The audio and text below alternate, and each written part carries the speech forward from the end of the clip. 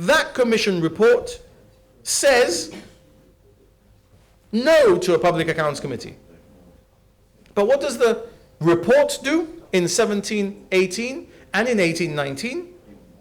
Well, in the first one, it says it respects the Commission's opinion, but then totally trashes and disregards it. Although the Commission's role is to advise on that policy, and the report's role is not to tread on policy making. On the makeup of the Commission, the Chief Minister described lawyers Charles Gomez and Robert Vasquez as staunchly independent lawyers who had failed to be elected. Talking of how it had also included former AACR ministers who had served with the Public Accounts Committee, Fabian Picardo said it could not be seen as an establishment stitch-up by the GSLP if you tried. He read out the conclusion of the Commission's report. There have been varied views from responders, but in the main, there has been support for a Public Accounts Committee, and there have been suggestions that such a committee should be chaired by a Deputy Speaker, and that backbenchers should form the backbone of that committee.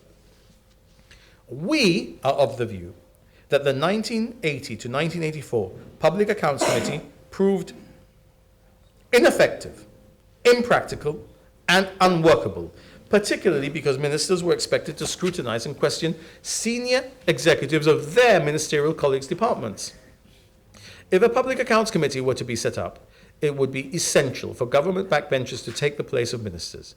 We have concluded that there is no need to establish a general purpose standing committee nor a Public Accounts Committee, given that opposition members have every opportunity to examine government expenditure in detail, as well as debating the report from the Principal Auditor on the government's account for every financial year. That is the advice of a committee set up specifically to advise this Parliament on its procedures, its standing rules, and whether it should have a Public Accounts Committee. But in a statement to GBC, Charles Gomez says that had he imagined then the government would so brazenly use networks of opaque companies to keep hundreds of millions of pounds out of the purview of Parliament, he would not only have insisted a Public Accounts Committee be formed, but that it should be empowered to subpoena ministers to attend and provide full disclosure on oath.